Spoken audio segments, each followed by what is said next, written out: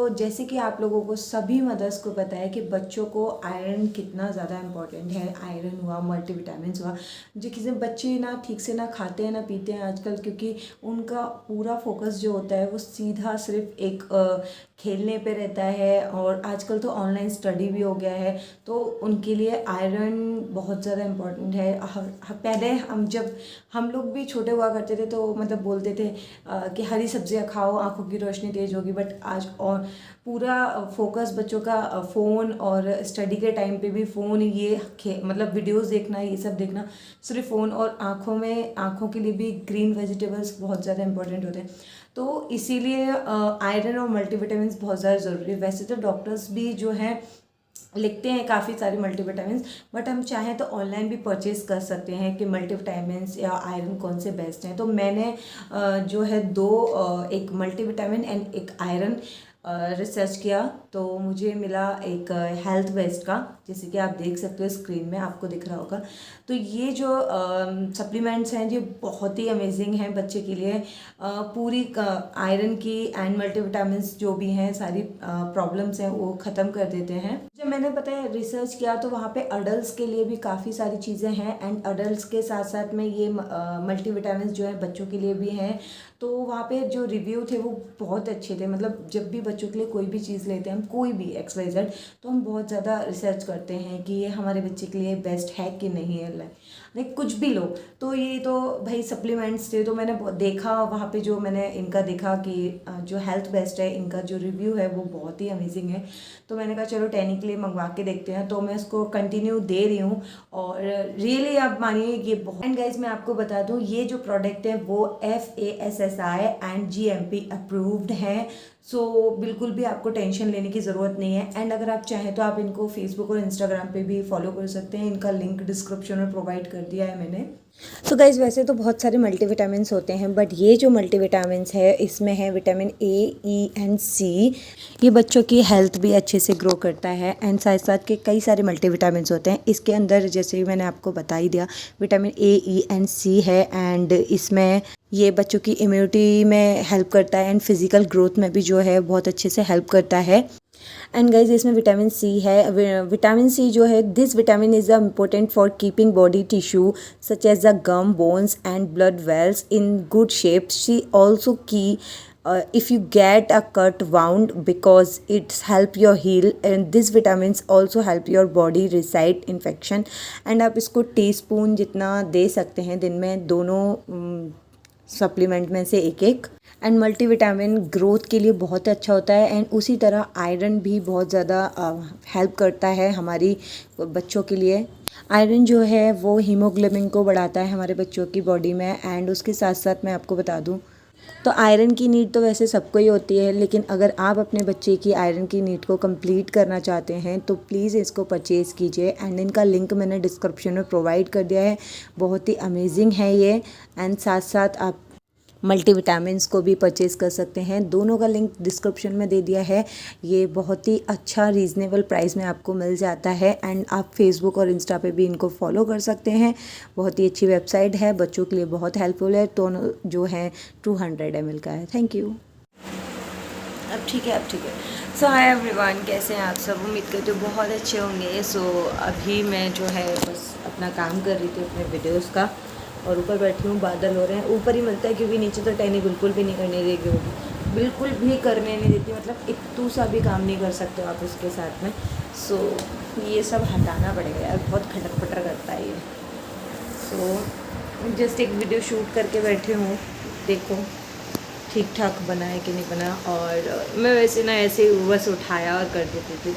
तो जैसे कि आप लोगों को पता है कल मेरा बर्थडे था, तो बर्थडे था, निकल गया, छुट्टी, टाटा बाय बाय। और मैंने ऐसा कोई भी ज़्यादा कुछ भी नहीं किया मैंने, ठीक है। अपने बर्थडे पे जो घर में खाना बनाए बस उसमें खुश, और उसके अलावा कुछ भी नहीं। एंड रही बात किसकी भूल जाती हूँ, हाँ, तो रही बात कि सेलिब्रेट क्यों नहीं किया, तो आप लोगों को बता दूँ कि जब लाइफ में आपके में ना कुछ ठीक नहीं चल रहा होता ना, तो वो कुछ भी करने का मन नहीं होता है मेरे हिसाब से तो इसीलिए मैंने नहीं किया। और वैसे भी मैं करती भी नहीं हूँ, आप लोगों को पता है। कोई कर दे तो बात अलग है, लेकिन मेरे को नहीं करना है इसलिए। एंड तो मैंने जैसे कि आप लोगों को एक चीज़ और बताई थी कि मैं आप लोगों के साथ शेयर करूँगी जल्दी ही उसको। तो जैसे कि मैंने आपको बताया था कि मेरे को स्टार्टिंग डेज़ में कुछ प्रॉब्लम्स हुई थी बहुत ज़्यादा कि मेरी प्रेगनेंसी में। तो मैं बता दूँ आपको गाइस कि एक मिनट है, बैकग्राउंड हटाना पड़ेगा, क्या करूँ, जैसा है वैसा अभी रहने देते हैं। बट मैं अब ठीक लग रहा है थोड़ा ना, कैमरे को ऐसे सेट कर लिया है तो बात करने में आसानी हो रहा है। तो ये निकाल दो। हाँ, तो मैं बताती हूँ कि प्रॉब्लम हुआ क्या था कि स्टार्टिंग डेज में जैसे मेरी जब प्रेगनेंसी कंफर्म हुई थी तो मुझे ब्लीडिंग स्टार्ट हो गई थी। प्रेगनेंसी में ब्लीडिंग होना बहुत ही ज़्यादा रिस्की है, बहुत सारे प्रॉब्लम्स हो जाती हैं, ये गलत है, नहीं होना चाहिए, आप सभी को पता होगा। और मुझे बहुत सारे लोगों ने सजेस्ट भी किया था कि ट्विंकल ज़्यादा काम मत करो, लेकिन वो चीज़ जो मेरे साथ हो चुकी थी वो स्टार्टिंग डेज में ही हो गई थी। और डॉक्टर ने मुझे बोला था, कुछ टेस्ट कराए थे कि अर्ली प्रेगनेंसी है, ये है, वो है, बहुत सारे झंझट होता है। लेकिन मेरे को मैं बहुत ज़्यादा उस टाइम पे डर गई थी, इसलिए मैंने उस टाइम पे रिसेंटली इस चीज़ आप लोगों के साथ शेयर नहीं करी थी। वो भी इसीलिए ही नहीं करी थी क्योंकि बहुत सारे वुमेंस जो हैं वो डर जाती हैं इस चीज़ को लेके। और लिटरली मैं भी इस जगह, आप लोगों की जगह, कोई भी किसी का भी वीडियो देखूँगी तो मैं खुद भी डर जाऊँगी कि ये ऐसा कैसे हो सकता है ये चीज़।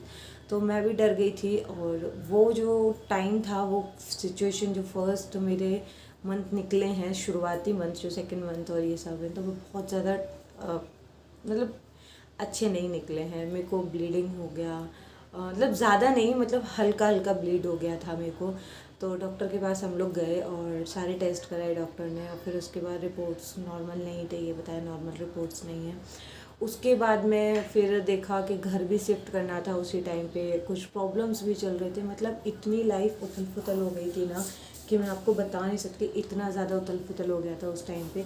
बट धीरे धीरे करके आज सारा कुछ तो मैं नहीं बोलूँगी, अगर देखिए मैं आपको थोड़ा थोड़ा करके बता रही हूँ, सारा कुछ नहीं, बट जितना भी है ठीक। प्रेगनेंसी को लेकर चीज़ें ठीक हो गई हैं। प्रेगनेंसी अभी भी मेरे को मेरे डॉक्टर ने जो है वो सजेस्ट किया है कि आप ज़्यादा स्ट्रेस मत लीजिए, ज़्यादा टेंशन मत लीजिए, क्योंकि मेरे को बीपी लो हो जाता है फटाफट। तो टेंशन लेने के लिए मना किया है। और इस ऐसे प्रेगनेंसी टाइम में बिल्कुल भी जो है नहीं लेना चाहिए। तो मेरे डॉक्टर जो है वो भी मना करी हैं, लेकिन कहते हैं ना, नहीं चाहे तो मतलब कितना भी कोशिश कर लो, नहीं जाना तो नहीं जाना। अब मैं जाऊंगी दिखाने, फिर देखती हूँ डॉक्टर क्या बोली मेरे को। लेकिन उस टाइम पे फिर ये इतना सिचुएशन ख़राब हो गई थी कि बिल्कुल टोटल रेस्ट कर रही थी। स्टार्टिंग डेज में कुछ भी नया मेरे से हो नहीं रहा था, मेरे को बहुत डर लग गया था कि मैं ज़्यादा भागा दौड़ी ऐसा कुछ करूँ और कुछ हो ना जाए, ये ना हो जाए, वो ना हो जाए, बहुत ज़्यादा डर गई थी मैं उस टाइम पे। और फिर जाके पता चला कि सब कुछ ठीक है, और धीरे धीरे दवाइयाँ खाई तो सब ठीक हो गया। इसीलिए मम्मी को वहाँ पे बुलाना पड़ा था शिफ्टिंग के टाइम पे। और शिफ्टिंग हो गया, उसके बाद फिर वहीं इसलिए 2-3 महीने रही। और यही एक कंडीशन थी कि मेरे को वहाँ से यहाँ आना पड़ गया, क्योंकि वहाँ अकेले मैं रहती हूँ, ठीक है। अब हस्बैंड चले जाएंगे तो कौन करेगा, और उधर साइड में जो मेरी जो इन लॉज हैं, आप लोगों को पता है, तो अब अकेला इंसान भी ज़्यादा कुछ नहीं कर सकता है। और मैं वहाँ जाके रह नहीं सकती थी, वो लोग भी मेरे पास आ नहीं सकते थे। तो प्रॉब्लम बहुत सारी है, मैं वहाँ जाके नहीं रह सकती थी, क्योंकि अभी यहाँ पे भी घर है, वहाँ घर है, तो इस घर को छोड़ के वहाँ कैसे रहूँ मैं। और अभी यहाँ पे हस्बैंड रह रहे हैं, वो चले जाते हैं, मतलब घर दोनों ही देख ले रहे हैं, लेकिन मैं पूरा दिन अब रोज डेली का अप डाउन भी नहीं कर सकती थी कि डेली जाऊँ फिर आऊँ, जाऊँ फिर आऊँ। और परमानेंट वहाँ शिफ्ट होके मैं इसलिए नहीं रह सकती थी क्योंकि वहाँ पे फिर अच्छा नहीं लगता ना थोड़ा, कि मैं मान लो मैं अगर पूरा रेस्ट कर रही हूँ और फिर वो सास काम करे तो फिर थोड़ा अच्छा अजीब सा लगता है कि नहीं। और यहाँ पे ये है कि थोड़ा बहुत चल जाता है कि कोई बात नहीं यार, मम्मी है, कर लेंगी। तो इतना नहीं हम आप लोग समझ रहे हो ना मेरी बात, कि खुल के उधर में नहीं कर पाते हैं। तो बस वही था। और मतलब इन लोग के सामने नहीं आप इतना कर पाते हो कि ये करना है, ऐसे करना है। फिर भी बहुत सारी अच्छा नहीं लगता है। आप लोग खुद में एक गिल्ट जैसा फील होता है कि हम बैठे हुए हैं और वो काम कर रहे हैं, लेकिन यहाँ पे हम कर सकते हैं ऐसा। वहाँ नहीं कर सकते, तो इसलिए फिर मेरा एक रीज़न था यहाँ आने का, तो मैं यहाँ आ गई। बट मैं सभी को यही सजेस्ट करूँगी कि स्टार्टिंग के जो डेज़ होते हैं वो बहुत ही ज़्यादा हल्के और नाजुक होते हैं, तो प्लीज़ आपसे हाथ जोड़ के रिक्वेस्ट है कि स्टार्टिंग के डेज़ में कोई भी स्ट्रेस, कोई भी ज़्यादा भारी काम या कुछ भी नहीं करना चाहिए, कुछ भी नहीं है। यहाँ तक कि स्ट्रेस लेना भी बेबी की हेल्थ के लिए बहुत ख़राब है। ये मैं आपको सजेस्ट कर रही हूँ और इस चीज़ को मैं बिल्कुल भी फॉलो नहीं कर रही हूँ।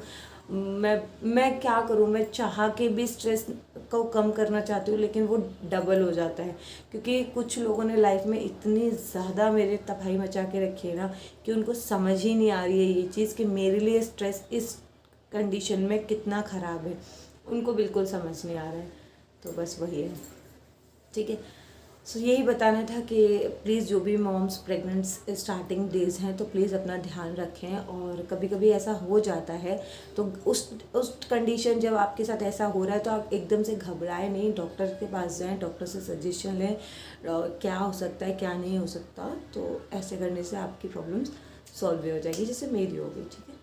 सो बस यही बताना था। फिलहाल मेरे को बहुत गर्मी लग रही है, आप लोगों से बात करने के लिए मुझे पंखा बंद करना पड़ता है। तो अब मैं जा रही हूँ नीचे फटाफट से, मेरे को लग रही है बहुत ज़्यादा वाली गर्मी लग रही है, बहुत ज़्यादा भयंकर। मतलब दिखता नहीं है बट इतना ज़्यादा स्वेट हो रहा है ना अभी, बहुत ज़्यादा। पीछे से अगर हम देखें, ऊपर से बारिश का टाइम ऐसा हो रहा है, नहीं देखा, बारिश का वेदर हो रहा है लेकिन बारिश नहीं हो रही है, तो और ज़्यादा उमस जैसा हो रहा है। तो गाइस यहाँ पे मैं बना रही हूँ टैनी के लिए बनाना पैनकेक। बट क्या हो गया था, पैनकेक का बैटर ज़्यादा थोड़ा सा पतला हो गया मेरे से, और दूसरा चीज़ मेरा दिमाग कहीं और था इसलिए ध्यान नहीं था। और दूसरा चीज़ एक प्रॉब्लम ये हो गया कि मैंने सोचा एक ही बना देती हूँ, ज़्यादा नहीं है, लेकिन वो जब मैंने डाला ना तो वो बहुत ज़्यादा हो गया और उसकी वजह से पैनकेक का डोसा जैसा बन गया, बहुत बड़ा, बहुत मुश्किल से बन पाया, बट टेस्टी था।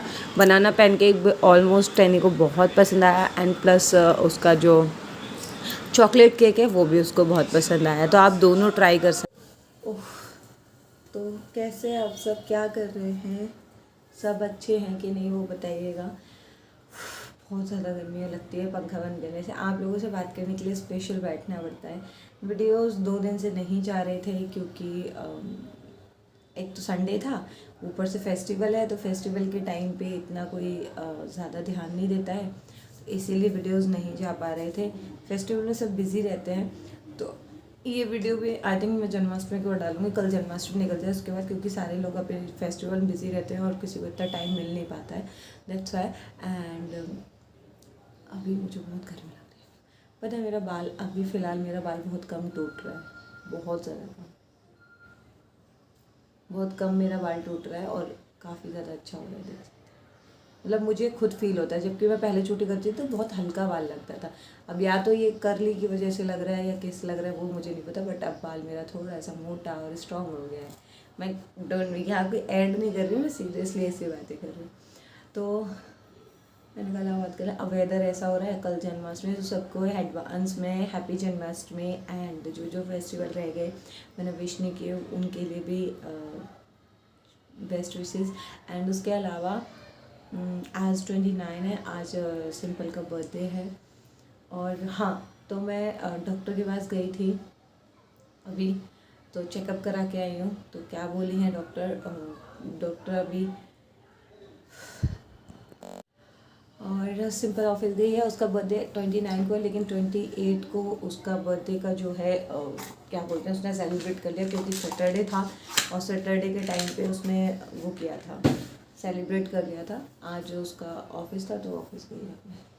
यार लिटरली बाल बहुत अच्छे अच्छे, थोड़ा हैवी हैवी जैसा फील हो रहा है ना, देखो अच्छा अच्छा फील हो रहा है, हैवी हैवी बाल ऐसे अगर बांध दो तो सही है। पहले ना बहुत पतले पतले से दिखते थे, अब सही दिखते हैं, अब अच्छे लगते हैं। तो आज मैंने हेयर वॉश किया था, तो मैंने कहा आज वो भर लेती हूँ। जिस दिन वॉश करते हैं उस दिन टेढ़ी गई है क्या, हाँ टेढ़ी गई है यहाँ से यूँ। जिस दिन मैं वॉश कर लेती हूँ हेयर उस दिन मुझे थोड़ा सा ना अच्छा सा फील होता है और ये करने का, बट हेयर वॉश भी मेरे से नहीं होता ऐसे करके। तो हाँ, मैं एक बात और बोलना चाह रही थी कि देखिए, जैसे मैंने आप लोग को 1 मिनट लग गया, तो जैसे कि मैंने आप लोगों को बोला एक चीज़ कि कुछ लोग कह रहे हैं, जो स्टार्टिंग में मैंने आपको बोला उस चीज़ से आपको बिल्कुल भी डरने की ज़रूरत नहीं है। जैसे कि मैंने बोला कि मेरे को ब्लड स्पॉट और ये सब हुआ था, तो उस चीज़ से बिल्कुल भी मत डरना, क्योंकि उस टाइम पे मैंने भी काफ़ी सारे मोटिवेशन वीडियो देखे थे यूट्यूब पे, डॉक्टर्स के ही थे। तो उन्होंने ये बोला था कि अगर ऐसा हो गया है तो इसका इलाज कोई ज़्यादा नहीं होता, लेकिन फिर भी मैं डॉक्टर के पास गई और आप लोगों को सजेस्ट करूँगी आपको जाना चाहिए। अगर ऐसा कुछ होता है तो डॉक्टर के पास तुरंत जाएं। लेकिन वो बोले थे कि जाने की कोई ज़रूरत नहीं है, वो कभी कभी बहुत सारे कारण बताए थे इनकी वजह से ऐसा जो ब्लीडिंग है वो होने लगती है प्रेगनेंसी टाइम पे। तो उसका एक ही इलाज है कि आपको एकदम से फ्रेश माइंड रहना है। लेकिन फिर भी डॉक्टर के पास गया और वो ठीक हो गया मेरा प्रॉब्लम, ऐसा कुछ हुआ नहीं। सो वही है। और बस अभी फ़िलहाल मुझे सारे लोग जो सजेस्ट करते हैं ट्विंकल टेंशन मत लो, टेंशन मत लो, टेंशन लेना कोई नहीं चाहता, पर टेंशन देने वाले इतने लोग हैं ना कि बस क्या ही बोलो। टेंशन लाइफ में ऐसी भर दी गई है ना। और मेरे साथ प्रेगनेंसी टाइम में ही ऐसा होता है। मेरी फर्स्ट प्रेगनेंसी में यही हुआ था, टेंशन भरपूर थी। मतलब मैंने सोचा था ये प्रेगनेंसी मेरी बहुत अच्छी जाएगी, मैं लिटरली बोलूँ मैं बहुत ज़्यादा एक्साइटेड थी। बट ये प्रेगनेंसी भी मेरी ऐसी गई है कि शायद मैं बता नहीं सकती। ठीक है, चलिए इस वीडियो को मैं एंड करती हूँ। अगली बातें मैं अगले ब्लॉग में करूँगी। तब तक के लिए bye, take care. And please उन लोगों से हाथ जोड़ के रिक्वेस्ट है जो लोग लाइफ में अच्छा नहीं कर सकते, तो प्लीज़ दूसरों की लाइफ में ना घुस के ना फालतू के बकवास मत करो, क्योंकि हम लोगों को भी बहुत दुख होता है। और जिस पीरियड से मैं अभी हूँ उस पीरियड में तो किसी को भी कोई भी प्रॉब्लम नहीं देनी चाहिए। तो प्लीज़ फालतू के कमेंट्स करके ना आप लोग परेशान करने की ज़रूरत नहीं है। अगर आपको ज़्यादा भड़ास निकालनी है तो ऐसे चैनलों पे जाएं जहाँ पे ये निकाल के आप भड़ास रह पाएँ। ठीक है, थैंक यू फॉर